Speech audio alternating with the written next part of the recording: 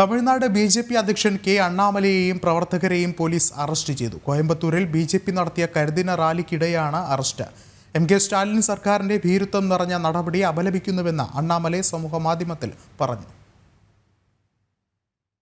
1998 കോയമ്പത്തൂർ സ്ഫോടന സൂത്രധാരൻ എസ്.എ. ഭാഷയുടെ മരണാനന്തര വിലാപയാത്രയ്ക്ക് അനുമതി നൽകിയതിൽ പ്രതിഷേധിച്ചായിരുന്നു റാലി തുടരുന്നതിനിടെ അണ്ണാമലയെയും 1000-ഓളം പ്രവർത്തകരെയും പോലീസ് അറസ്റ്റ് ചെയ്തു. രാത്രിയോടെ അണ്ണാമലയെയും പ്രവർത്തകരെയും പോലീസ് വിട്ടയച്ചു. എം.കെ. സ്റ്റാലിൻ സർക്കാരിന്റെ ഭീരുത്വം നിറഞ്ഞ നടപടിയെ തങ്ങൾ അപലപിക്കുന്നുവെന്ന് അണ്ണാമലൈ സമൂഹ മാധ്യമത്തിൽ കുറിച്ചു. സ്വേച്ഛാധിപത്യത്തിന് മുന്നിൽ ഒരിക്കലും തലകുനിക്കുന്നില്ല എന്നും ബി.ജെ.പി. സംസ്ഥാന അധ്യക്ഷൻ പറഞ്ഞു.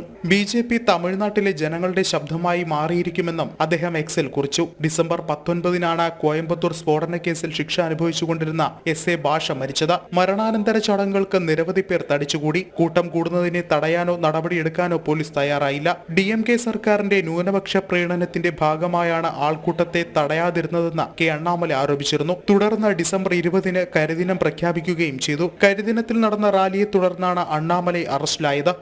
നാഷണൽ ഡെസ്ക് ജനം.